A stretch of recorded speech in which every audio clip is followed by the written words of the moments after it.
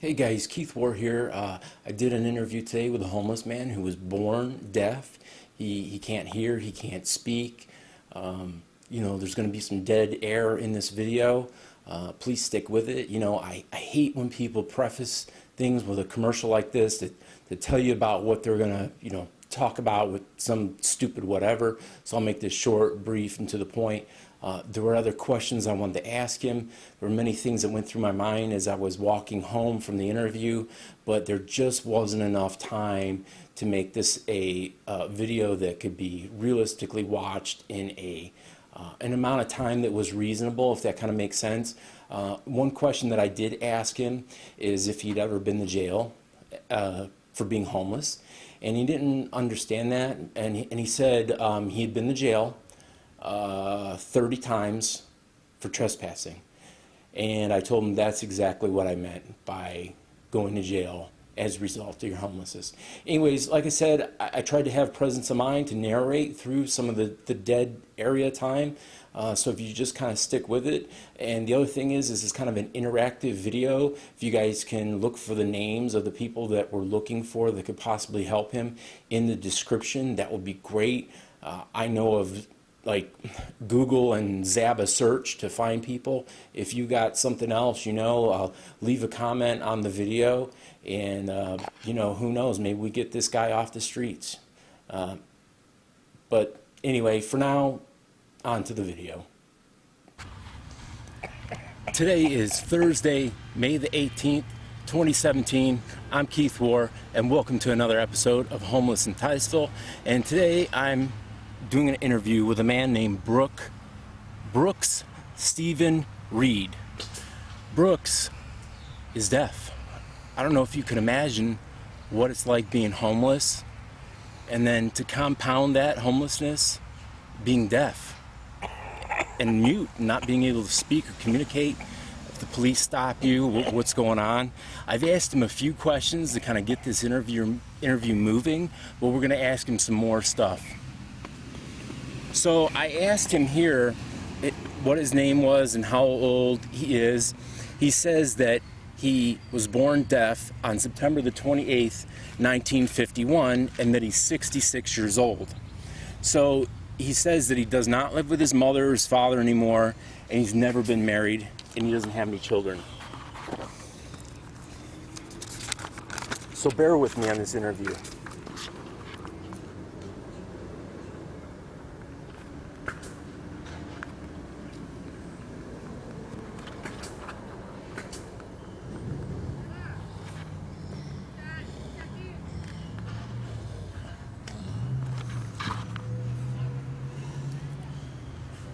Do you have any brothers or sisters?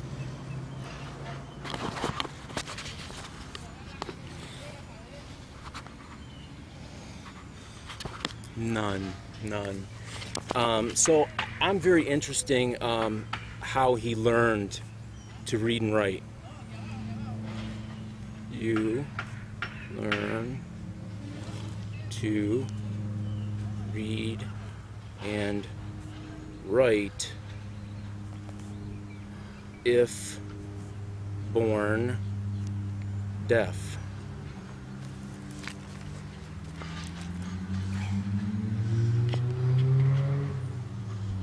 I can't imagine. This is unlike any other interview that I've ever done.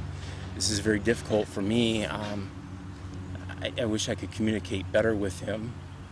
I wish we could hear what he has to say.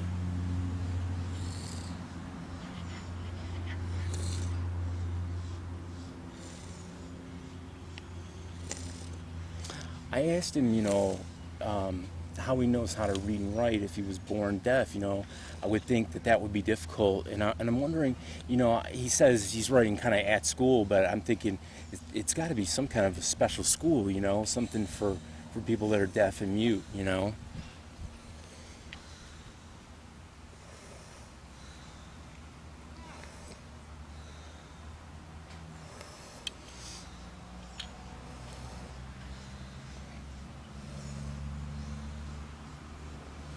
I almost passed on this interview because, that he's deaf and he's not able to speak for you guys. And then I thought, why should I treat him any different than anybody else? Why should I do that to him? I talk to all the people that are homeless. I help all the people that are homeless out. And why would I avoid him when clearly he's in most need? He can't speak for himself. I can only imagine, the police often write these guys tickets for soliciting with a sign that says, homeless and hungry, please help. But in this guy's situation, he has no other means of communication. I did ask him if he does American Sign Language or if he is able to read lips, and he is not, from what I was able to ask him a little bit earlier. Like I said, listen, I may have to cut and splice this interview a little bit. I know there's going to be a lot of area in here, where there's not going to be any communication. But then again, maybe I should keep it as is, so that you guys can feel what it's like in real time being with him, and this real struggle that there is to communicate with him, to see, what this is like. I will tell you that he smells terrible. He probably hasn't had a bath or shower in a long time. So he says that he learned at school is for about 12, 13 years. I cannot read pocketbooks, and books are like pocketbooks, but I am not intelligent. Okay, I'm going to ask him if he went to a special school.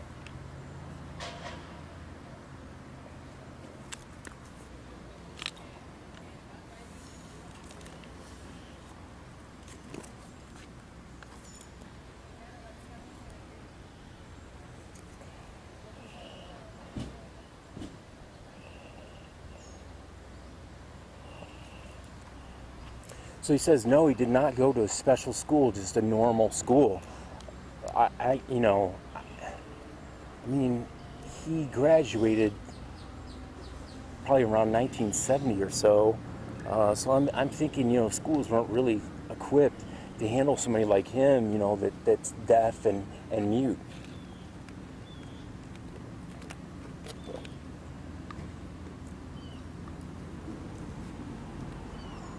So he says, just school for the deaf, Florida school for the deaf and the blind. Okay.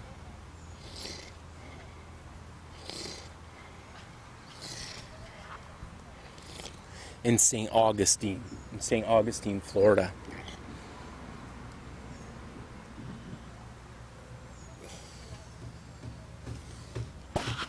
Wow, he's doing a great job. I did ask the people at the store at Circle K about him, and they said that they've known that he's been homeless since at least 1991, and that he really is deaf and mute, and that this is not an act, and he can't communicate at all.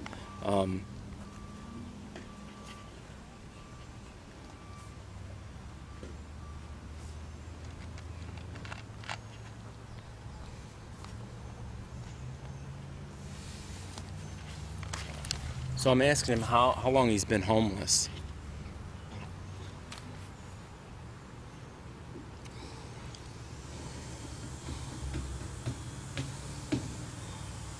So 1990, he's been homeless since 1990. Wow.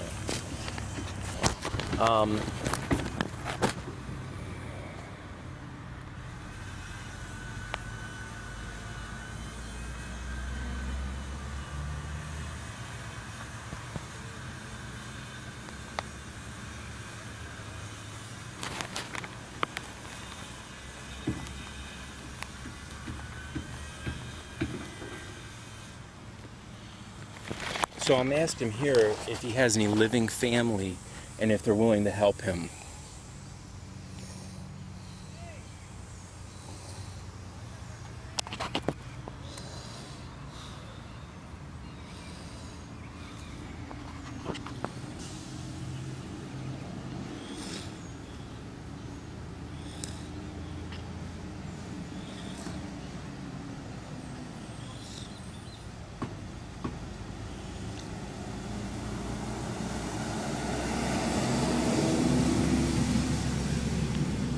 So he's about to write something about his parents. I'm imagining he's probably going to say that they're dead. I'm thinking they'll probably be at a minimum in their 80s.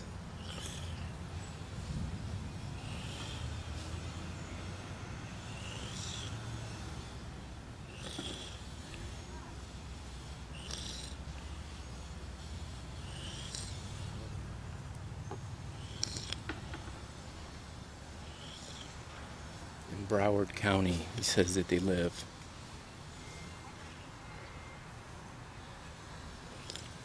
I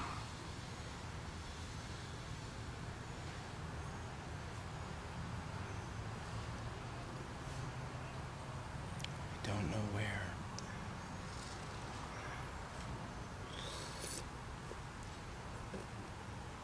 Okay. He doesn't know where they live.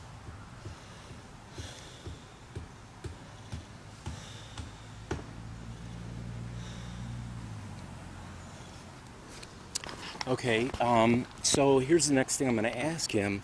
I'm going to ask him if he knows their names and if he wants me to search for them.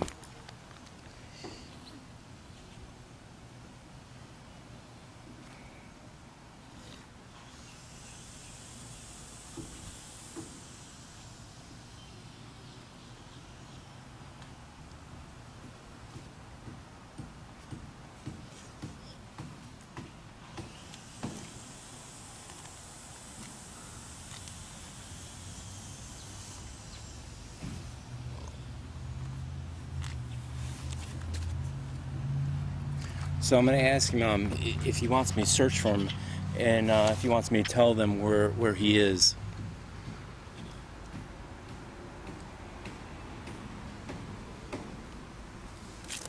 There are many great places to find people. There's one website in particular. It's called Zabasearch. You do.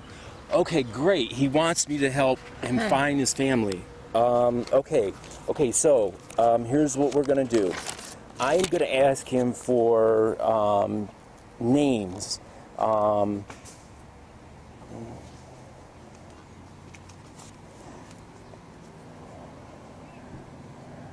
He needs to give me their first, last, middle names.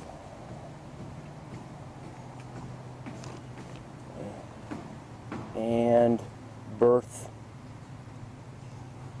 days. So I need names, first, last, middle, and birthdays.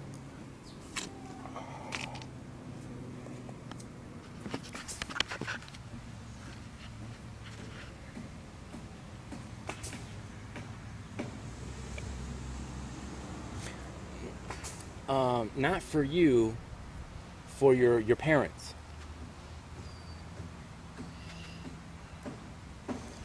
Here. I'm trying to communicate with him. As you guys can see, it's kind of difficult. He's writing his own name again, but maybe he's a junior.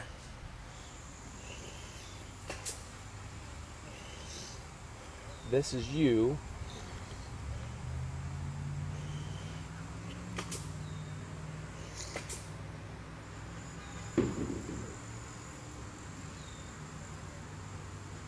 Okay, right.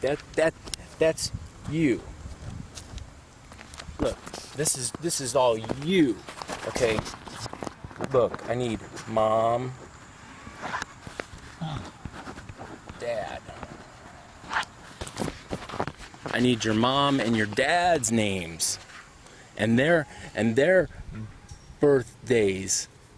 These right here, birthdays.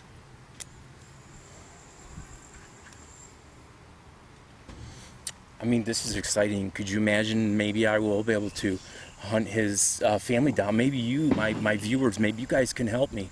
I don't know. Maybe Zabasearch isn't the greatest way to find them. Maybe there's other ways. I just, like I said, he's 66 years old. So let's say a generation is considered 20 years. So let's say be 86. That's if they got married like straight out of high school.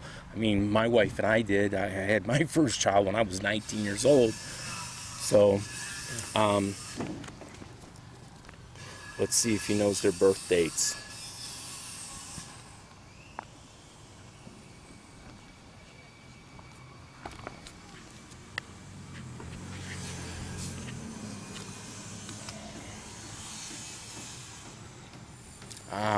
He doesn't know. He gave me his mom's maiden name, which is cool. So you don't know his either? You don't know either one? Okay, I got you. He doesn't know Okay, let's see.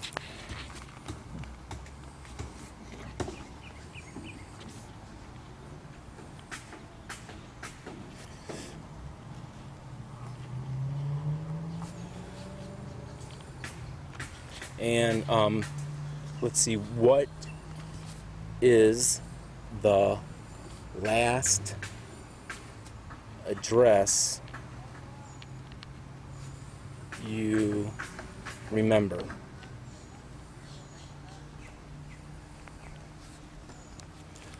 Okay, so any other family members?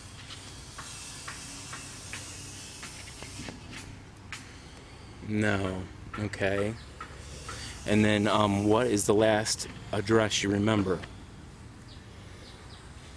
Because, this will probably be one of the clues that'll help me, um, you know, I don't know.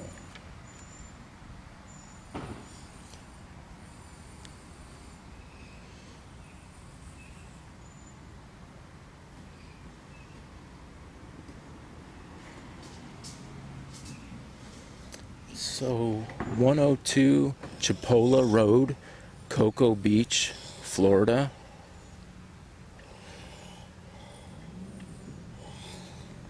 Okay, let's see. Um,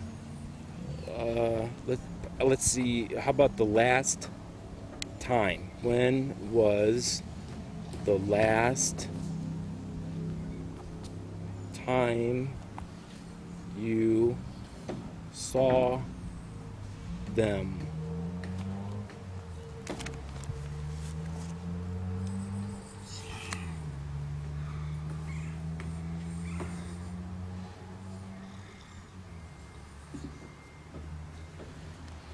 This is really tough. I'm just amazed that he can read and write so well, and he seems to be fairly normal. 1984, 1984, 1984. Oh my God. Um,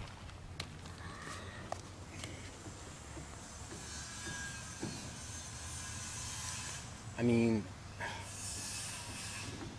I've asked him if he had any other relatives, aunts, uncles, something, cousins. I don't know. Maybe he doesn't understand me. I'm not sure.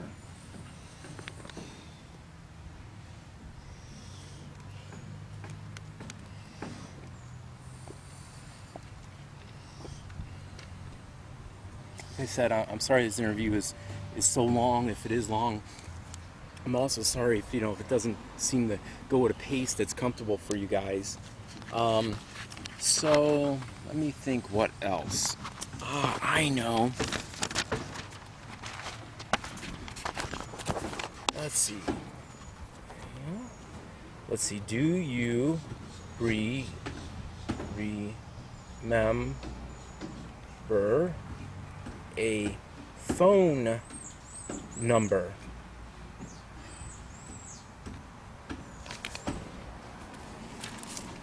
Because sometimes I know, like, my dad has had the same phone number for hell since before I was alive. So no, he doesn't remember a phone number. So that's gonna make this tough. Wow. So let's see. I'm gonna ask him if he's ever had a job.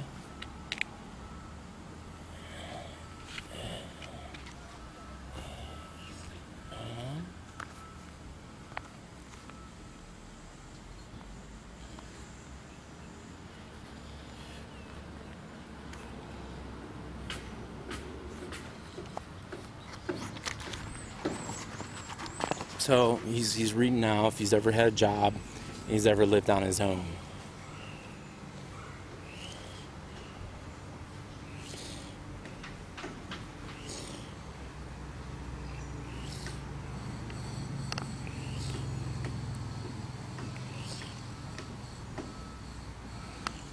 So he's writing no, that he's never had a job.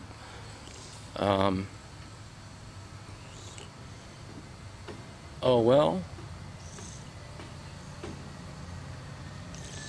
Well, I guess maybe he has. He's saying yes, but something. So he's kind of got. Oh, so he quit. He says he quit. I just wish he could understand me at all. You know, I know I have some hearing problems from my military service. I had a lot of ear infections, scarring in my ears. I still have problems with my ears this day, and right now my hearing is a little muffled because of my allergies and whatnot. But I mean, this guy can't hear at all.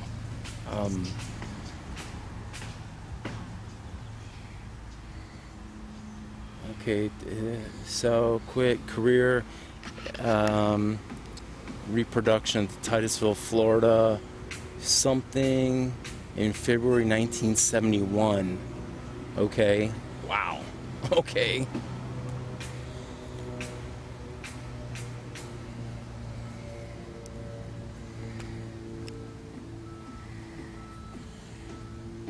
He was fired.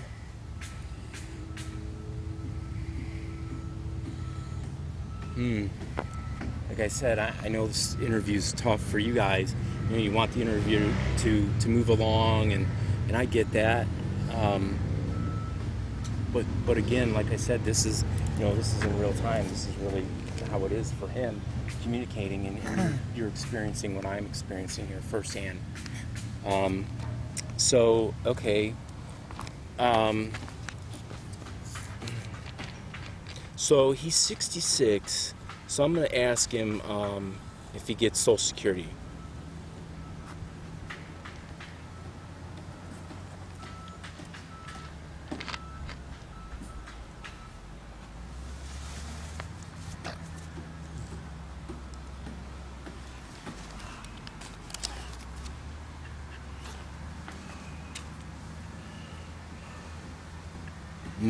No Social Security. No, but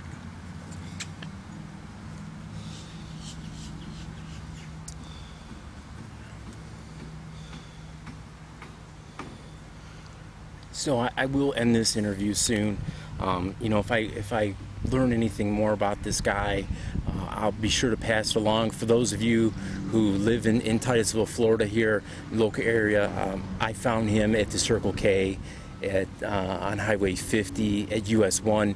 They say that he's a regular here. He's been hanging out in the Titusville area all this time. Who knows, maybe one of you guys know this guy. You know where his family or friends or something about this guy, and how we can possibly get him some help. Like I said, I just can't imagine that the system and the way things are would leave a guy like this. But then again, I mean, I did find our homeless veteran Perry, a guy missing his leg on the streets here in Titusville. So, but anyway, he says, no, but I think my mother threw my Social Security on somebody. Okay, all right. So, well, hey, listen, I appreciate him spending a few minutes with us, letting me get to know him. I'm going to tell him that I'm going to end the video now. But for you guys, thanks for watching. And like I said, if there's anything more to add, I'll let you know. So I'm going to ask him to wave goodbye.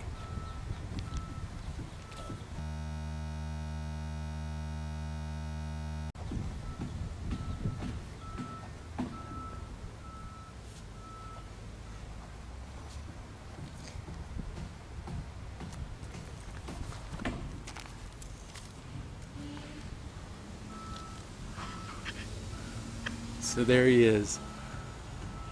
All right, guys. See you next time.